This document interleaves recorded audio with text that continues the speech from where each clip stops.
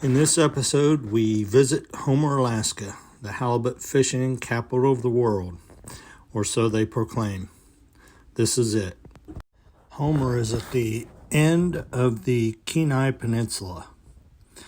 Then that little strip sandbar there goes out to what they call the Spit.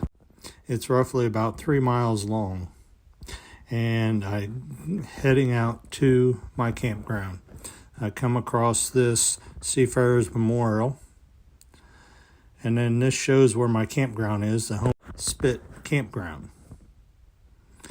My tent all set up, have a fire the first night, and I go to the Salty Dog Saloon.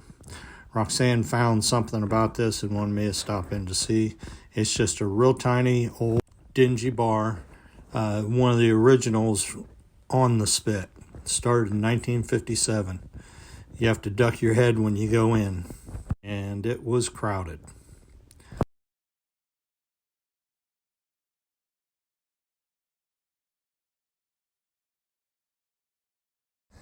When I was in the Salty Dog, I was talking to the bartender and asked her where to get something to eat. She recommended the Fresh Catch.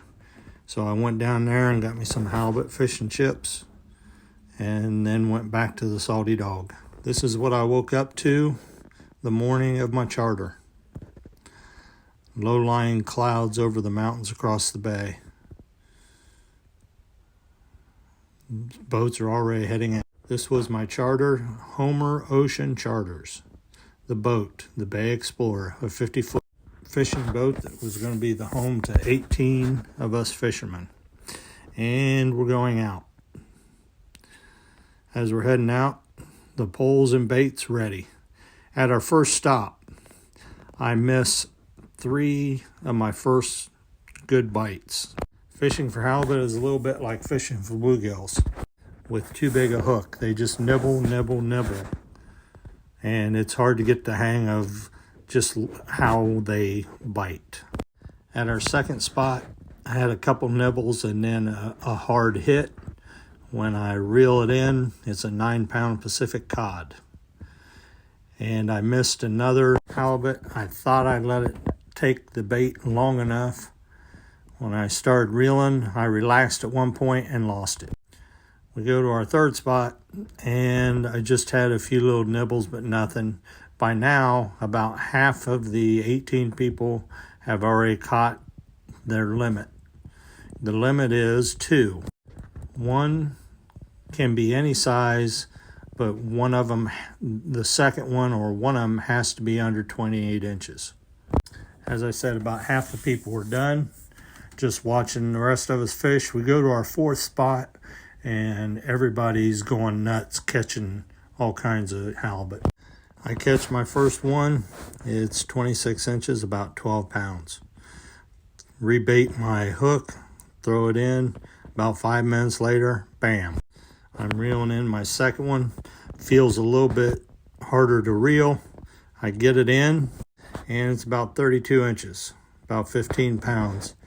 They asked me if I want to keep it or try for a bigger one. I'm debating, but I don't want to be greedy. I got 2. I don't want to go home with just a small one, so I go ahead. So I'm done. The captain tells me if we get into where people were catching a bunch of cod, then I can start fishing again. But we don't. So I end up with my 2 halibuts and a cod. And these are the pictures. On the way back, we spot a whale. Those wisps of smoke, that's his blowing his spout. I tried to get a picture of him. Right here is his hump. Here is another picture of his hump. And then there's, zoomed in, you can see his hump. There's a tail. And that's the best I can do for pictures of the whale we spotted. The journey home starts today from Homer Spit, Alaska. These are pictures as I'm leaving the Spit. Now I'm heading back towards Anchorage, and then after Anchorage I head up to Palmer on the Glen Highway. This has been one of the prettier drives, winding up and down into the mountains. This is a picture of the cloud-covered King Island just outside of Palmer on my way to Glen Allen. Here's some pictures of the scenery on the way. And then, lo and behold, I find for Lori a moose. Pull off the side of the road and walk up, and it looks up at me as I'm taking its picture. Then she goes back to eating. And then I'm going to take a video for Lori.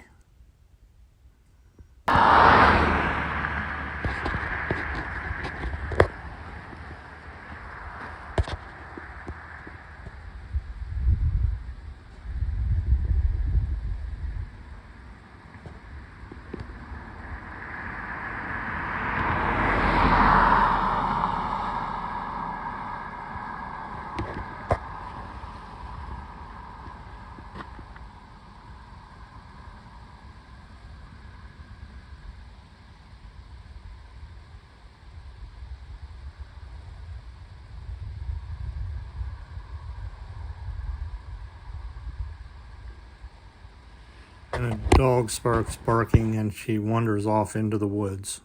I take these pictures, I'm not really sure what it is, and then as I'm getting closer, I find out it is a glacier. And it's the Matsuka Glacier. It's one of the closest glaciers to a road. It's just around a mile's height to the glacier from the road. And then as I'm looking at this, that tail, as it goes around the edge of the mountain, I think is it. As I continue up the road about a mile and get even with that tail, the tail goes into a deep box canyon that the whole canyon is full of snow. And that snow in that canyon is what feeds this glacier. That canyon is always full of snow year-round. This glacier is 27 miles long and 4 miles wide. It's about 100 miles from Anchorage, about 25 miles from Glen Allen, and it is the closest glacier that you can get by car. Terminus of this glacier feeds the Matsuka River, which flows all the way to Palmer. And also another piece of trivia, the Matsu Valley, for short, was a homestead project by Roosevelt during the Depression. They moved a bunch of farmers from the Midwest to the Matsu Valley to farm. They were each given 40 acres of land. They had to clear it and start to farm to claim their land. As some of the richest farming land for vegetables at the state fair, the largest cabbage head grown in the Matsu Valley weighed 80 pounds and routinely are over that. I meant to say is routinely over 40 pounds, cabbage heads. Because of the fertile soils, all the vegetables are a little bit bigger than normal. As I was watching this river driving along it, the river was very violent and turbulent. And then because of that, always stirring up the silt, the water is a grayish white. Now, the snow melt tributaries that drain into most of all of the Alaska rivers, for the most part, are a pale mint green. And during my Denali bus tour, the driver stated that this was because of minerals leached from the stone and sediment coming down out of the mountains, and that the grayish white color is from all the silt that gets stirred up as the rivers flow. And a lot of the rivers are very wide, but during certain times of year, like right now, some of the rivers are big silt sandbars. And I keep forgetting to mention this. To me, this is interesting. The tide coming in and out of Anchorage Inlet is the highest, fastest tide in the world. It can rise as much as 35 feet. And as you're driving along, it just reminds me of large mud flats. But then as you're going along in these mud flats, all of a sudden you see these deep gullies from where the tide washes back out and just makes these gullies. And one person was telling me that when the tides come in, they have people out there in the summer that will surf them as they come in. Now today when I was driving by, the tide was coming in because these gullies were filling up with water, and you could see that the water was coming in towards the shore. It was just amazing how fast it was coming in. Tomorrow is July 1st. July 4th, I board the ferry with my motorcycle and head to Bellingham,